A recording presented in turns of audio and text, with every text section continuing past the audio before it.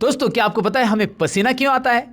अगर ये सवाल आप किसी को भी पूछोगे तो ज़्यादातर लोगों का ये जवाब होता है, हमें गर्मी होती है इसलिए हमें पसीना आता है। और ये सवाल मैंने मेरे एक दोस्त को पूछा तो उसका ये जवाब था, जब भी मैं कोई देखता हूँ हसीना तो मुझे आता है पसीना। भाई ये क्या लॉजिक है? लेकिन क्या आपको इसका असली लॉजिक पता है? नहीं? तो ये वीडियो आपके लिए बिल्कुल है सही। क्यूरियोसिटी चैनल पे आप सबका स्वागत है। चलिए शुरू करते हैं आज का ये क्यूरियस टॉपिक। वीडियो में आगे बढ़ने से पहले दोस्तों मैं आपको बताऊं कि आप जानने में इंटरेस्टेड ऐसी कुछ चीज़ें जो कि आपको बना देगी स्मार्ट, तो ज़रूर इस क्यूरियोसिटी चैनल को सब्सक्राइब कीजिए और सब्सक्राइब के बाजू में जो बेल आइकॉन दिया है उस पर भी क्लिक कीजिए ताकि हमारे वीडियो की नोटिफिकेशन आपको सबसे पहले मिले। तो चलिए अब बढ़ते हैं आज के टॉपिक की ओर। तो हम ढूंढने आए हैं हमें पसीना क्यों आता है, इसका साइंटिफिक रीज़न। लेकिन सबसे पहले तो हमें ये जानना है कि हमें पसीना कब आता है। एक तो जब हम डर जाते हैं, दूसरा जब हमें कोई स्टेज परफॉर्मेंस पहली बार करना होता है तो हमारा पसीना छूट जाता है। लेकिन इन सबसे ज़्यादा हमें पसीना तब आता है जब हम एक्सरसाइज कर रहे होते हैं। तो ऐसा क्यों होता है? तो इसीलिए पसीने से रिलेटेड 10 फैक्ट मैं आपके साथ शेयर करने वाला हूँ, जिससे आपको पता चलेगा कि हमें पसीना आता क्यों है और पसीना आने के बाद होता क्या है। तो चलिए जानते हैं फैक्ट नंबर 1 को। क्या आपको पता है हमारी बॉडी का टेम्परेचर कितना होता है? नहीं? तो मैं आपको बता देता हूं। हमारे बॉडी का टेम्परेचर होता है 37 डिग्री, जो कि एक नॉर्मल इंसान का 37 डिग्री होना जरूरी होता है। आप किसी भी डॉक्टर के पास जाओगे तो वो चेक करके आपको बताएगा आपकी बॉडी का नॉर्मल टेम्परेचर कितना है। तो फैक्ट नंबर 2 में हम ये जानते हैं कि हमारी बॉडी का टेम्परेचर 37 डिग्री ही क्यों होता है दोस्तों, क्योंकि साइंटिस्ट के रिसर्च के मुताबिक फंगल इन्फेक्शन का ग्रोथ 30 डिग्री के नीचे होता है। तो अगर आपकी बॉडी का टेम्परेचर 30 डिग्री के नीचे चला गया तो आपके बॉडी को फंगल इन्फेक्शन हो जाएगा दोस्तों। तो फंगल इन्फेक्शन से आपको अलग अलग स्किन की बीमारी होने के चांसेस होते हैं। तो इन्हीं बीमारी से बचने के लिए हमारे बॉडी का नॉर्मल टेम्परेचर 37 डिग्री होता है, जो कि हमें नेचुरली भगवान ने दिया है। वाह, भगवान कितने बड़े साइंटिस्ट है ना दोस्तों। अब फैक्ट नंबर 3 में हम ये जानते हैं कि हमें पसीना आखिरकार क्यों आता है। यही तो हमें असली बात जाननी है। तो जैसे कि हमने देखा कि हमारे शरीर का तापमान 37 डिग्री होता है, लेकिन जब हम एक्सरसाइज करते हैं हमारे बॉडी के अंदर हीट जनरेट होती है और जिससे बॉडी का टेम्परेचर बढ़ जाता है। और उसे कम करने के लिए ब्रेन पसीने की ग्रंथि को सूचना देता है, यानी कि उसे स्वेट ग्लैंड हम बोलते हैं। तो ये पसीने की ग्रंथि हमारे त्वचा के अंदर मौजूद रहती है, जो पसीना बनाती है। और ये पसीना त्वचा पे मौजूद पोर्स में से, यानी छोटे छोटे छिद्र रहते हैं, वहां से बाहर आते हैं और इसी की वजह से हमारा शरीर ठंडा हो जाता है। असली कारण ये है कि हमारी बॉडी का टेम्परेचर 37 डिग्री बनाए रखने के लिए यहाँ पे पसीना अपने बॉडी से बाहर आता है। लेकिन पसीने से रिलेटेड कुछ और भी फैक्ट है, जो कि फैक्ट नंबर 4 में हम जान रहे हैं यहाँ पे भी, कि जैसे मैंने कहा कि हमारा ब्रेन हमारे पसीने की ग्रंथि को ऑर्डर देता है कि बॉडी का टेम्परेचर ठंडा करो, लेकिन अपने शरीर के अंदर या अपने बॉडी के अंदर पसीने की ग्रंथि होती कितनी, क्या आपको पता है? ये आप जानकर चौंक जाएंगे कि हमारे पूरे शरीर के अंदर, एक नॉर्मल इंसान के शरीर के अंदर 30 लाख के आसपास पसीने की ग्रंथि रहती है दोस्तों।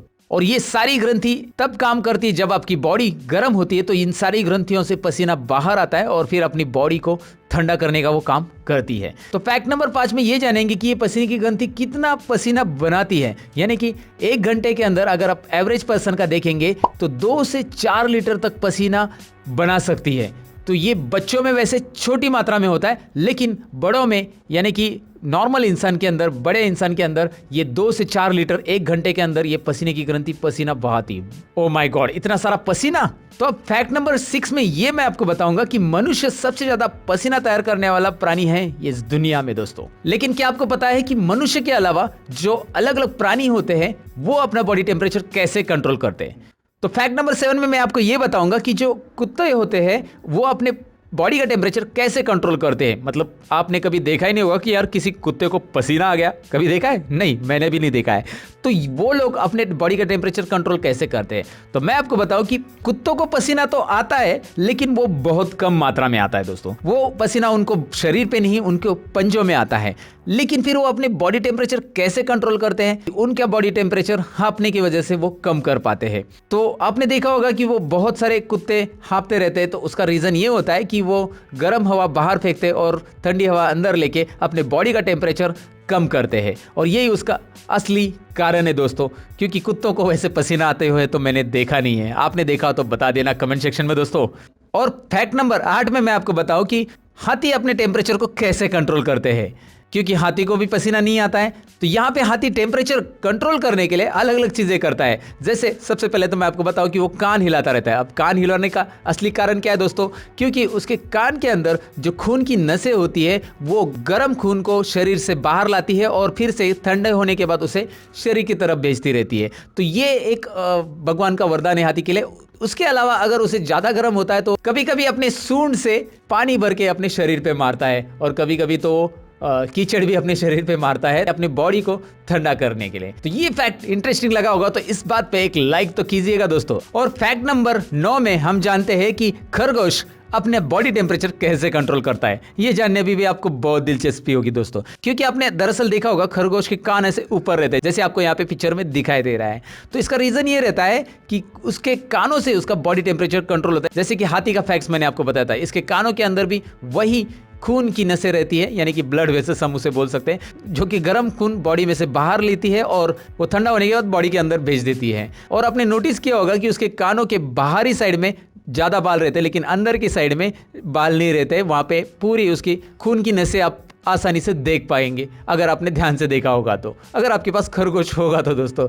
फैक्ट 1 से 9 तो आपने जान लिए, लेकिन फैक्ट नंबर 10 ये जानना आपके लिए सबसे जरूरी है। अगर क्या होगा कि इंसान की बॉडी से पसीना ही बाहर नहीं निकला तो मानो ऐसा हो गया तो होगा क्या, इसके बारे में मैं आपको जरूर बताना चाहूंगा। अगर आपकी बॉडी कभी भी पसीना बाहर नहीं फेंकती है तो आपको अनहाइड्रोसिस नाम की बीमारी होने की चांसेस है दोस्तों। और इससे होता क्या है कि आपका पसीना बाहर नहीं आता बॉडी से, यानी कि बॉडी के अंदर ही ज्यादा से ज्यादा टेम्परेचर रहता है और उस टेम्परेचर की वजह से आपको हीट स्ट्रोक आने के भी चांसेस होते हैं दोस्तों।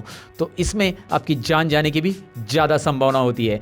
तो ये 10 फैक्ट जानने के बाद आपको ये जरूर समझ में आया होगा कि ये पसीना आना हमारे शरीर के लिए कितना जरूरी है। तो अगली बार आपको जब कभी पसीना आएगा तो परेशान मत होइएगा दोस्तों, क्योंकि हमारी बॉडी अपना काम कर रही है तो उसे करने दीजिएगा ना। तो अगर ये इंफॉर्मेशन आपको अच्छी लगी होगी तो आपको अभी करना क्या है, लाइक बटन पे क्लिक करना है। अपने दोस्तों के साथ जरूर शेयर कीजिए जिनको भी ये पता नहीं है कि पसीना आने से क्या क्या बेनिफिट होते हैं और क्यों आता है, तो उनके साथ जरूर शेयर कीजिए। उम्मीद है आप शेयर करेंगे। तो अब तो आप जान गए होंगे कि हमें पसीना क्यों आता है, लेकिन मैं आपको बताऊं कि ऐसे ही कुछ सवाल जो आपको बचपन से मन में टिक टिक कर रहे हैं कि ऐसा क्यों होता है, ये क्यों होता है, वो क्यों होता है, तो ये सारे सवालों के जवाब आपको मिलेंगे बस इस चैनल पे जिसका नाम है क्यूरियोसिटी। तो आपने अभी तक सब्सक्राइब नहीं किया तो सब्सक्राइब कीजिएगा, बेल आइकॉन पे भी क्लिक कीजिएगा, क्योंकि आपको मिलेंगे ऐसे सारे सवालों के जवाब बस एक ही जगह पे। तो चलिए हम मिलेंगे आपको अगले वीडियो में, तब तक के लिए अपना ख्याल रखिएगा।